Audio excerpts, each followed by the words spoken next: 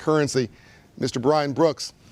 He's the administrator of the federal banking system. The OCC supervises nearly 1,200 national banks.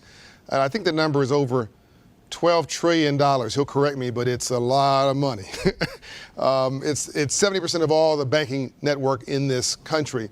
And before I get into asking him to say a bit about his background, he has also this fintech background. I think it's pretty cool and appropriate for the moment. We got some exciting stuff I think we're going to share with you today about what he's doing also with Project Reach. But stepping back for a minute, the OCC, the Comptroller of the Currency, was part of history. We had the Freedmen's Bank after the Civil War of 1865, Abraham Lincoln, after the Civil War and after the Emancipation Proclamation, called for a bank to teach freed slaves about money, to give them a domicile for their savings. These were Union soldiers who were taken advantage of by that day's equivalency of a payday lender, a check casher, a rent-to-own store, a title lender. They'd come to the camps, these payday lender predators, and so the Union soldiers who were black needed some protection so they could make sure their savings were secured. And so Abraham Lincoln created this bank, inspired by a black minister out of New York, by the way, called the Freedmen's Bank. It's part of the Freedmen's Bureau. And unfortunately, Lincoln was killed the next month. Lincoln had called for 40 acres, a mule, because blacks were so industrious, they worked so hard. And then the bank was meant to sort of domicile and hopefully finance at some time the uplift of a black race. And that whole, I call it the memo, that memo was lost. We've still managed to come up from nothing. My new book and my new message. In the OCC, that was an OCC bank, the only time Congress ever chartered a bank. And so you guys have played a long history, Mr. Brooks, in directly and indirectly in the uplift of people who left behind. And I'm fascinated that you see yourself today playing that role. Can you tell us a little bit about your background and why that makes it appropriate for you to bring high tech and high touch and the empowerment of those left behind into view? Welcome. Well, absolutely, John. And listen, thank you so much for having me. This is one of the great platforms for having these kinds of discussions, and I know that your audience is a unique one, so it's a real honor to be here to have this conversation with you. You know, your history of the OCC going back into the Civil War and talking about our resolution of the Freedmen's Bank, because the part of the story I think you don't fully tell is the idea that the Freedmen's Bank, which was set up to benefit freed slaves, was largely kind of looted by some of its owners back at the time, and the OCC stepped in to recover money for the African-American customers of that bank, shows that there is a long tradition in this country of minorities in particular getting scammed by the financial system, not having a lot of trust in banks to actually serve their interests and their needs. And the OCC is here to try and redress that and to try and build trust where trust has been broken. So, you know, when you talk about my personal background, I came from a background that, you know, different in place and different in race from your own, but a little bit like your own, as we've talked about, one-on-one. Yeah. I came from a small town in southern Colorado that was a majority Hispanic county. It was a steel mill town. It was the only industrial town in the state, you know, and my great-grandparents had moved there from the old country to work in the factory. And when I was growing up, John, as in a lot of America in the early 70s, the local industrial economy basically died, throwing, you know, tens of thousands of people in this small town out of work. It was a town of 100,000 people, 25,000 of them worked at the mill, and everybody else was either married to or had a child or a parent or served somebody who worked at the mill. So that town died. It still to this day has 20% unemployment, and the average house cost in that town is about $60,000.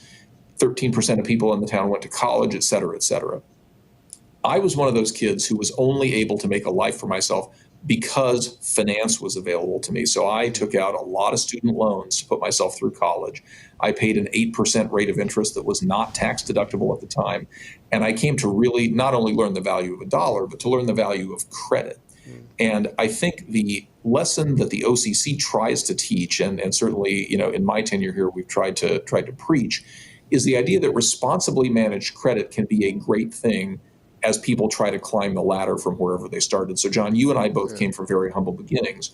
But what was great about both of us is we had two things. One is that we had amazing role models. I always remember you're telling the story of the banker wearing the suit and tie, and you'd never seen somebody wearing a suit and tie, and that showed you that you could be that guy. Yeah. I had a very similar experience growing up.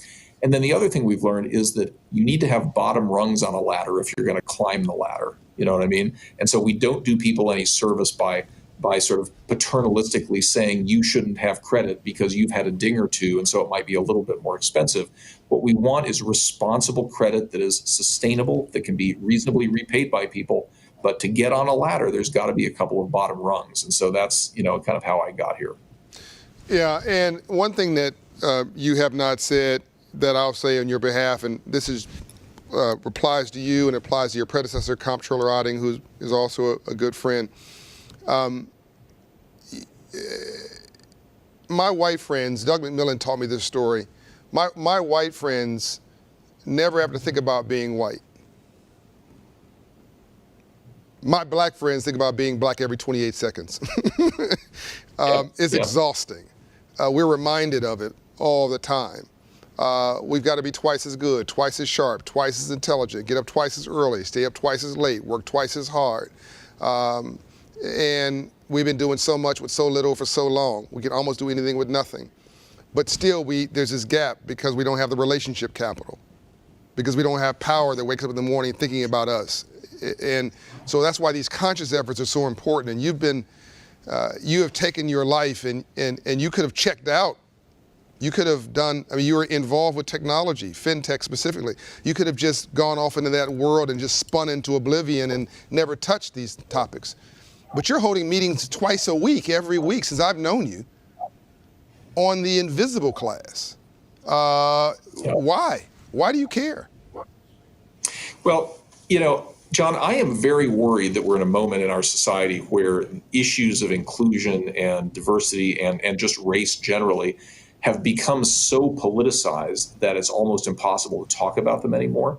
There's an idea that either Democrats or Republicans are on the right side and the other party is evil or whatever. My basic viewpoint is the way to take politics out of this discussion is to say, hey, we can agree to disagree on whether people whose families immigrated to the United States decades or many decades after the end of slavery have some responsibility or don't have some responsibility. But we can at least all come together around the notion that the numbers don't look good. So your point about how black people in particular have to work twice as hard, that's true. It's just objectively true. And so my feeling is, if I can help lead from my side of the aisle, at least on the message of, hey guys, if we were conscious of these numbers and if we took proactive steps to make the numbers better, then we can at least redress the vestiges of our legacy of slavery and our legacy of Jim Crow in this country. And so the reason I'm having these meetings every week is to say, hey, you might be a white person who doesn't believe that you are a discriminator and you don't think you're a racist, and I'm not here to tell you whether you are or aren't. But what I am here to tell you is, if I work in a place where 4% of the workers are black and 20% of the labor force is black, that's a problem. And if I'm at the bottom of the rung of the whole scenario. Yeah, exactly. John, one of the things we're working on together is this idea that 45 million Americans don't have a credit score. And if you're black, you are more than twice as likely to be one of those than if you're white. That's a problem. That's a problem. And it's a problem for America, not just black America. Correct. The market would be bigger if black people and all of their talents were fully engaged and fully available and fully remunerated. That's it. It's in everybody's interest that this be the case, whether you believe in social justice or markets. We all should share the same outcome. So, Comptroller, I want to come back to this initiative. But, one thing I love, one of our guests later today or tomorrow will be Melody Hobson. And Melody has this great quote that she loves math because it doesn't have an opinion. Exactly. And that's a good line. And what you have tried to do, and Otting tried to do with CRA reform, which you'll talk a bit about that, modernization, we call it modernization, with making the data live and making the data the truth. It is about the math, isn't it? I mean, it's applying data to something making something that's subjective more objective, and making everybody subject to the data of whether you hit the mark or you didn't. Why don't you get into that a little bit? If I explain that properly or not? Yeah, no, I think that is as absolutely terrific. So the way I think about it is, unfortunately, the way the human brain works, John, is that ideology trumps data every day of the week. Narrative trumps data every day of the week. And so what Yeah. we've seen on Community Reinvestment Act is the following thing, and I think it's a problem. And we've got to counter our natural impulses on this. The idea that my predecessor encountered when he tried to reform the Community Reinvestment Act was, there's an idea that CRA is a civil rights law. There's an idea that for a period of the 20th century, Republicans were generally seen as hostile to civil rights, and understandably so. And thus there was this belief that this old law shouldn't be touched by a Republican. I think that was the surface level debate when Joseph Otting tried to reform CRA. But here's the problem. The data showed that once banks started pulling branches out of poor neighborhoods because they didn't think branch banking was a good business model, money stopped flowing, particularly to African American and Hispanic residents of inner cities. Now, you can say all day long that you think CRA should only be touched by Democrats, but right now, the money isn't flowing where it needs to go. It is very hard if you're an African American entrepreneur in Baltimore or Philadelphia or any of a series of other places to find a loan, because there aren't any bank branches. And until we did our CRA reform, the only incentive banks had to lend were around their branches. And so we've tried to fix that by saying, look, we're going to take out any issue of politics, any issue of who's getting the credit.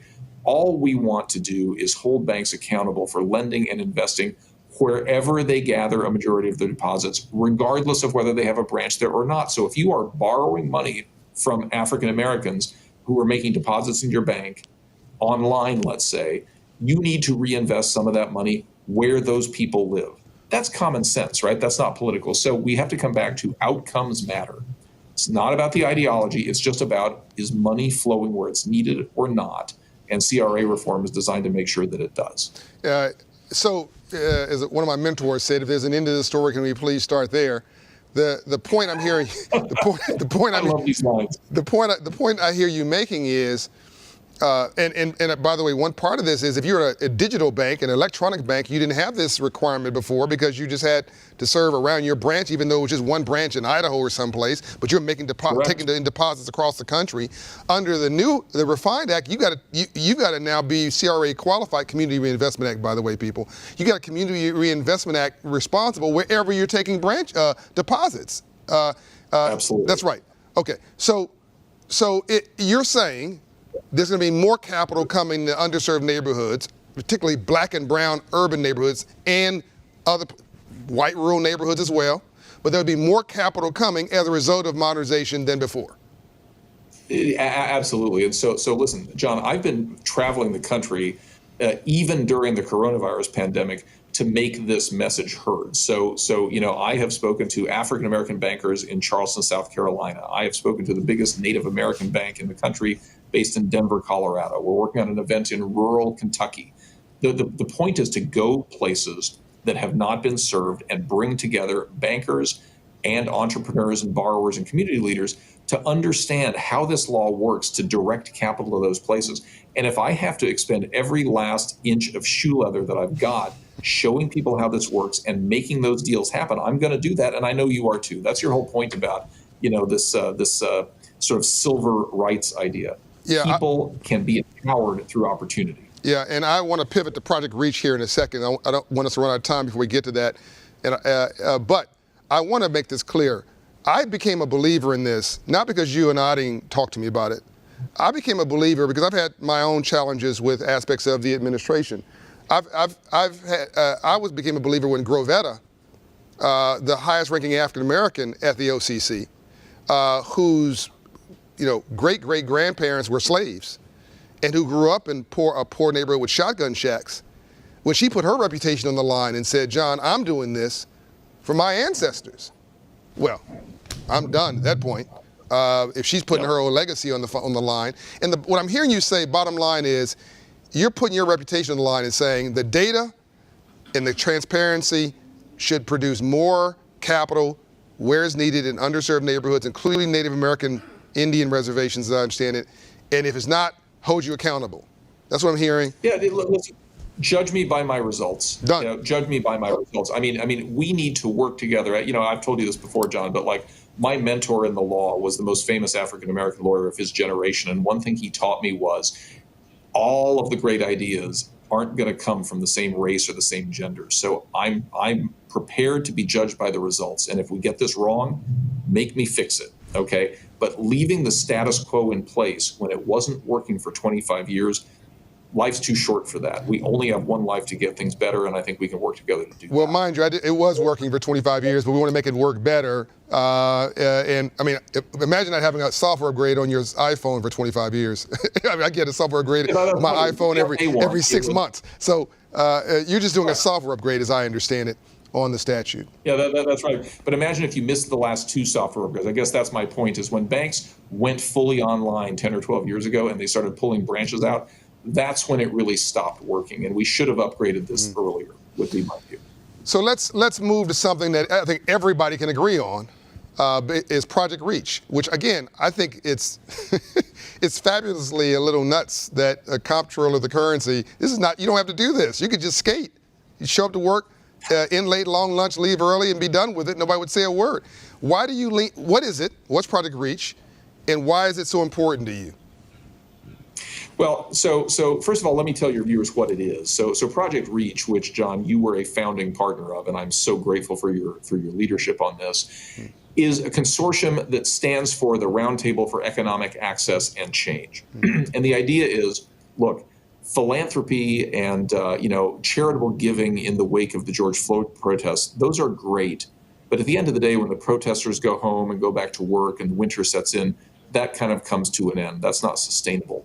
What we need to focus on, I think, if we're going to solve the root causes of what we're looking at now, is we need to look at structures that are keeping some groups of people out of full economic participation. And that's what Reach is all about, is finding structures and fixing them. So the three things, as you know, that we're working really hard on are A, solving the problem of 45 million Americans, largely Black and brown Americans, not having a credit score, which means that they have no access to mortgage capital, small business loan capital, et cetera. It means solving the 20% down payment problem, which means that people who didn't inherit money for a down payment have a disproportionately hard time buying a house.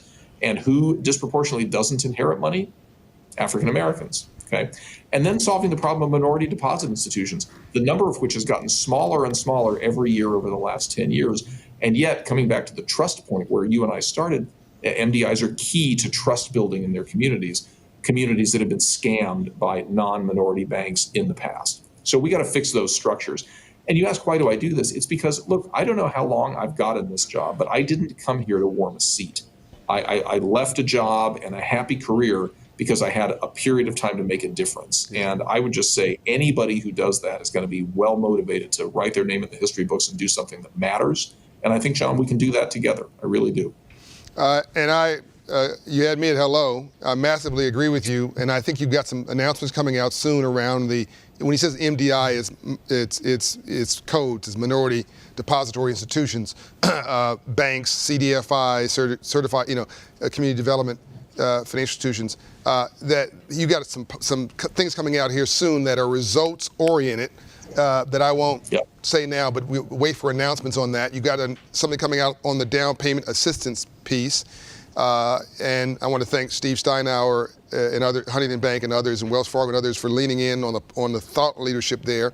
And then you've got on the credit invisibles piece a lot of work around that to get people to a point where they are visible to the market. Things like credit data that just doesn't show up. You're going to make sure that gets credit. Am I clear about that?